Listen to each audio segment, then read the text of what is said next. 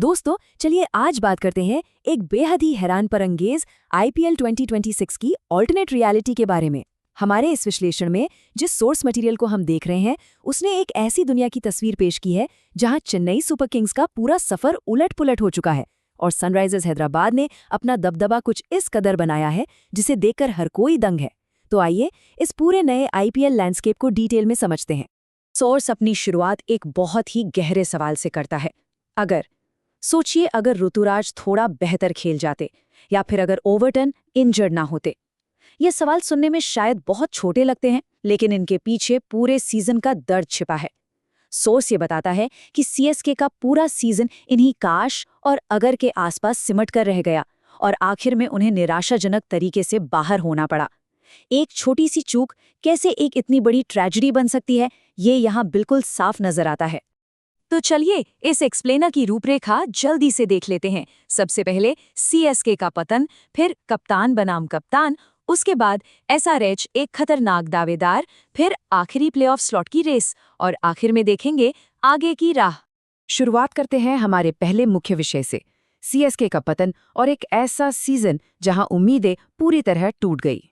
यहाँ सोर्स का निष्पक्ष नजरिया बहुत दिलचस्प है। सोर्स क्लियर करता है कि सीएसके की हार की मुख्य वजह उनका बेहद धीमा खेलना और उसके बाद बना हुआ प्रेशर था। यहाँ सीधे तौर पर ऋतुराज गायकवाड़ और डेवाल्ड ब्रेविस के प्रदर्शन पर सवाल उठाए गए हैं। सोर्स का कहना है कि इनिंग्स इतनी धीमी थी, बिल्कुल किसी टेस्ट मैच की तरह, जिससे न सिर्फ रन रेट पूरी तरह गिरा बल्कि बाकी खिलाड़ियों पर भी मनोवैज्ञानिक बोझ दुगना हो गया। अब आते हैं हमारे अगले दौर पर, कैप्टन वर्सेस कैप्टन, एक बहुत बड़ा कॉन्ट्रास्ट।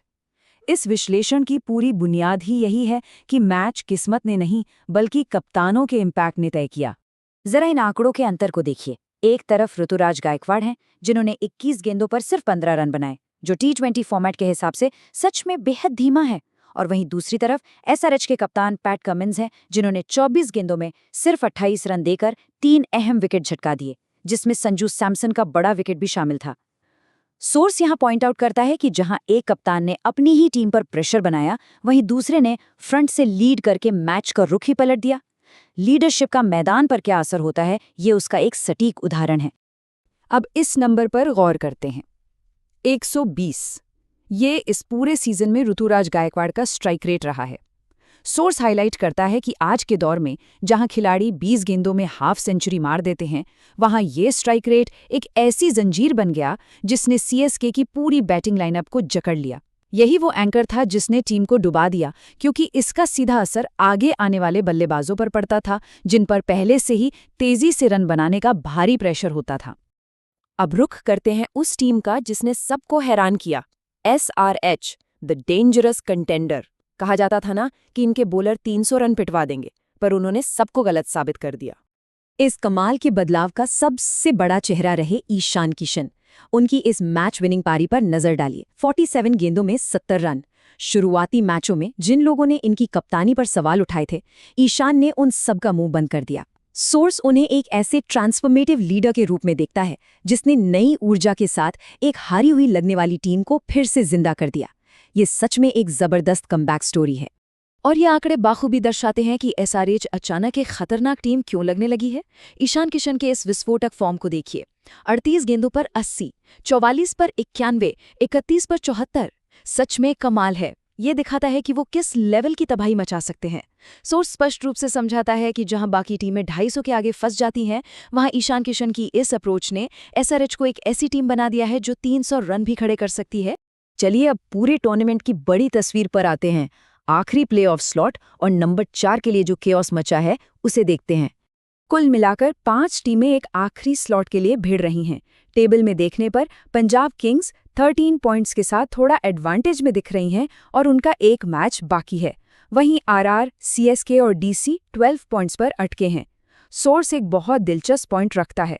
इस पूरे केओस में पंजाब किंग्स, जिसकी शुरुआत में किसी को उम्मीद भी नहीं थी, उनके पास अचानक से चमत्कारिक रूप से अपर हैंड आ गया है। अगर वो अपना अगला मैच जीते हैं तो बाकी सबकी उम्मीदें वहीं ढेर हो जाएंगी। इन सभी उलटफेर के बाद अब बात करते हैं आगे की राह की, खास तौर पर 2027 के लिए सीएसके के पुनर्निर्माण के बारे में। धोनी के बिना इस निराशाजनक सीजन के बाद सोर्स 2027 के लिए एक नई लाइनअप का सुझाव देता है। एक बड़ा कदम ये हो सकता है कि संजू सैमसन और आयुष मात्रे से ओपनिंग करवाई जाए, फिर उर्विल पटेल और in form Kartik Sharma middle order संभाले। सबसे महत्वपूर्ण बात जो सोर्स स्ट्रांगली रेकमेंड करता है वो ये है कि ऋतुराज गायकवाड़ से कप्तानी ले ली जाए, क्योंकि उनमें वो स्पार्क नजर नहीं आया। टीम को नए और ऊर्जावान खिलाड़ियों के साथ एक नया कोर बनाने की जरूरत है, और हाँ, साथ ही बाहर से मजबूत बॉलर्स भी लाना बेहद जरूरी होगा। तो इन सारे आंकड़ों और विश्लेषण के बाद आखिर में एक ही बड़ा सवाल रह जाता है, क्या गुजरात, आरसीबी या फिर अचानक खतरनाक रूप लेने वाली एसआरएच इस अनप्रिडिक्टेबल आईपीएल 2026 का अल्टीमेट चैंपियन आखिर कौन होगा? सोर्स अपनी बात यहीं छोड़ता है कि एसआरएच अपने दिन पर किसी भी बड़ी टीम को आसानी से हरा सकती है। ये पूरा एक्सप्लेनर आगे के मैचेस के लिए सच में एक नया और थ्रिलिंग नजरिया पेश करता है।